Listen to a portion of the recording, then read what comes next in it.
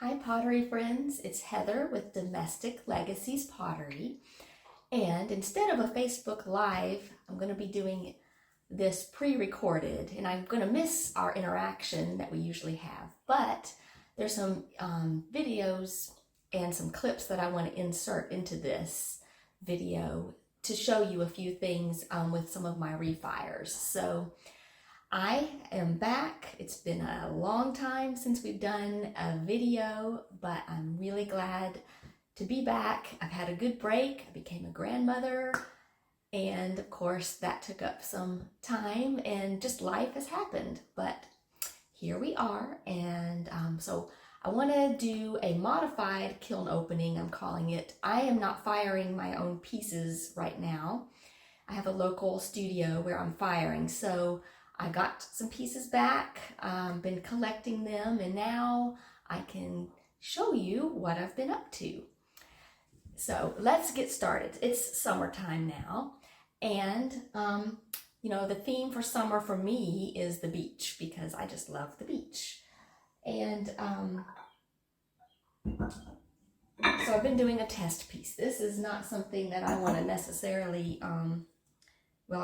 make more of. In fact, I won't be able to, because I've put so many different glazes on this piece, refiring it several times. But what I did was I made a texture of shells from the ocean, and glazed the inside blue, ocean blues. And this piece is, okay, you know, I like to critique my own work. I don't really care for this outside as much, but I love the inside. So I've got a bigger bowl coming. It's being fired now. And that bowl is going to have the same texture, different glaze, and a little bit different inside. But excited to see this one come out. I love the inside. The outside, I love the shells. So this is a refire after a refire after a refire. Sometimes you just have to keep throwing the glaze on and seeing how it turns out. Okay, so this is another refire. In fact, I believe I've got a picture of this to show you, and I'll insert that, of what it looked like before. Looked too plain. Had the beach colors, but needed to throw on a little more excitement. So that's what I did. And so now I think it's ready to go.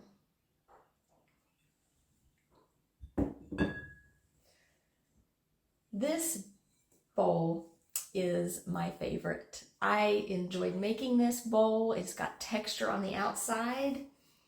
It's got a gorgeous color on the inside. In fact, when my husband saw this, he said, "Oh, that looks like a jellyfish." So I carved lines on the outside, if you can see, and then this was a single fire. It made it through. So I'm trying to think what the glaze combination is. I know a lot of you ask for my glaze combinations, and I believe this one is Deep Sea Celadon from Amaco on the base. And then I believe this is Blue Rutile on the outside along the rim, and maybe some light flux. I'm not 100% sure. But this, with the heat of the kiln, different glazes react differently, but this caused the glaze to melt down, and you can see how it just kind of oozed down and made that deliciousness there. Okay, since we're talking about refires a lot, I'll show you this one. This one has been refired at least 3 or 4 times, and I think we finally got it. So this is another ocean mug, but a totally different look. You can see a different sand color. This is raw clay right here. We've got the seahorse, and then we've got these wonderful drips. that occurred. In fact, so wonderful, they dripped too far. I had to file all that down. But to me, this has a more of a magical kind of an effect here. You can see the inside. So the seahorse mug. Okay, I have done some of these before as a test, and I really liked them, and so now I've made several of them. Got a candle holder. So this one is totally different look. The beach can have so many different looks, so many different color schemes. This was a softer one. So that's the candle holder. My goal for several years now has been to get that foam from the ocean on the shore there. And I think that I have captured it pretty well. I just keep trying new things, and I'm really pleased with this one. So here are the two mugs that go with that.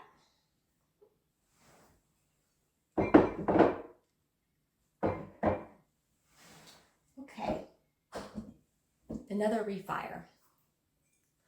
This one started out fairly pretty, but it just lacked something. So I put on a few more glazes, and this is what we have.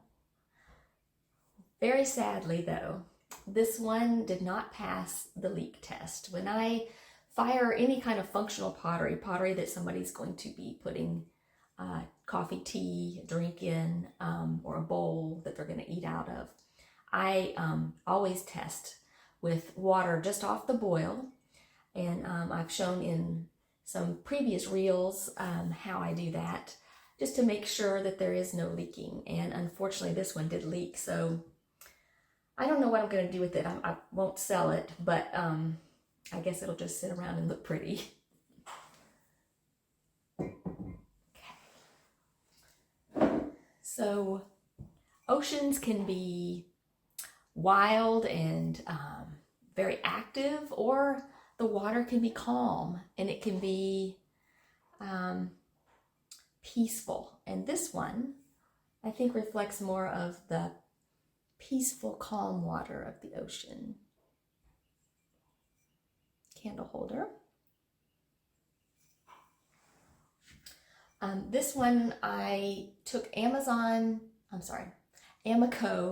Celadons, and I mixed them. Both of these are not pure from the jar. I've mixed several colors together to get this, these colors, these blues. It's the one thing, you can mix certain glazes, like the Amaco Celadon line. They all can be mixed together to make different shades and different hues, but you cannot do that with all glazes. So you need to kind of figure out what you're doing beforehand so you don't have any disasters in the kiln. Okay, as soon as this one came out of the kiln, my husband grabbed it and said, "I'm not selling this one." So I made a second one that I can sell. But this one, these are just another whole look, kind of a beach effect, although it's not exact replica of a beach. And I found this glaze combination online, so I thought I'd share it with you. This is, and I got my notes here, let me check and make sure I'm telling you right. Mayco makes a sandstone, and I've used that as the base. And then Laguna makes power turquoise, and that's that bright turquoise color. And then Amaco has bluestone. It's a glaze, and I put that along the rim. So there you have it. And then I think the inside, I don't know if I wrote that down. It's just, I know that's a Celadon that Amaco makes. It's one of the dark blues. I'm not exactly sure which one. Might be Deep Sea. Okay. Now, we just had the 4th of July, and I wanted to make something for the 4th of July. I didn't get it out of the kiln until after the 4th, the day after the 4th of July, but it's still July, so let's talk about the 4th of July. I had originally found, this was on Laguna's Facebook page, a really pretty glaze combination, and it just had red and blue, a light blue, and you can see where they combine makes this really nice purple, and you get some oozy drips there. The first time I fired this piece, I'm going to insert a picture because it did not turn out like this. It was okay, but it just didn't have this wonderful combination here with the glaze drips. So I refired it, and this was a lesson in making sure that your kiln is at the right temperature. Because when I first fired this one, I fired it at home, and my kiln has been firing to about a cone 5 or 5.5, a little bit cooler than a cone 6.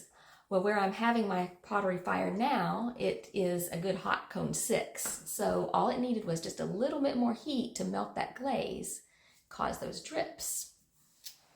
So, taking that inspiration, I decided I wanted something a little more bold and blue for the 4th of July. So, I made this one, and I think some of you have seen this one already. I posted on Instagram and Facebook just as a picture.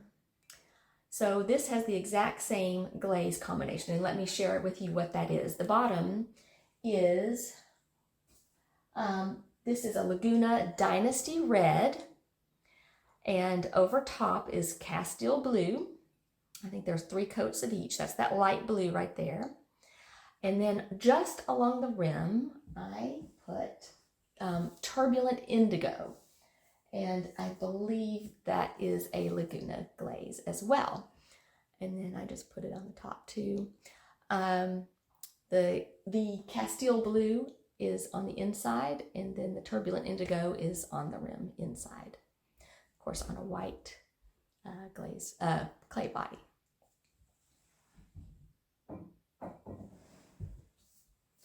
So these pieces that I am sharing with you, I believe I am going to be selling these locally this time. I have been promising Rachel at Candlemakers on the Square that I would be giving her some of my pottery to sell, and with the kiln down at the library and all the things that have happened in life, I have just put off being able to send her any pottery. So unfortunately, I don't believe I'm going to be selling any of these through the internet or at a distance, but you can find these at Candlemakers on the Square probably within the week.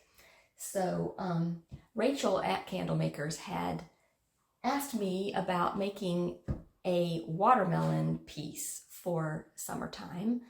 This one is not really my favorite. It's just a test piece, and it did come out of the kiln, and I always tell you that I'm going to share my successes and my, well, I wouldn't call it a failure, but it's just maybe part of the process. So this one is a watermelon themed pottery piece. I've got other ideas I could try, just haven't had the time to do them. So there is watermelon. Okay, now I'm going to get to some of the pieces. I just have 2 right now to share with you. I've shared through a reel lately the process of pressing flowers into clay. And if any of you know me, I love to grow flowers. And the first piece I'm going to show you is lavender that I grew last year and pressed into clay. And I believe I've got a reel on that if you scroll through Instagram or Facebook, my Facebook page. So this is on speckled clay, you can see. And I've used underglazes for the actual flowers. And then I have made an overglaze of gold. And I'm not sure if you can tell. If you can see it, it's not really coming through as well maybe. But yeah, there it is. So it's rimmed in gold. So this is a piece that I will be putting up for sale on Candle Makers on the square. And then the final piece I want to show you is the one I just made the reel of.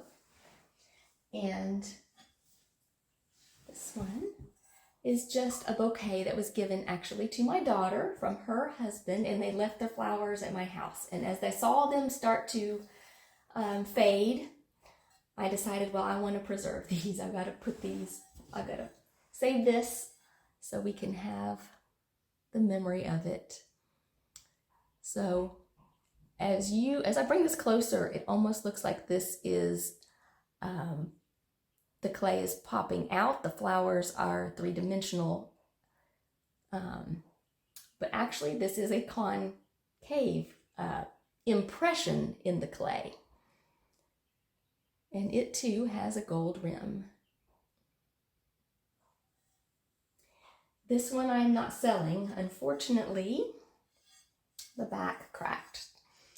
You can't see it on the front, but I don't really want to sell something that has a crack in it. So there you have it. But I do have a very special someone that I want to give this piece to. And I think that they'll like it. I hope they'll like it.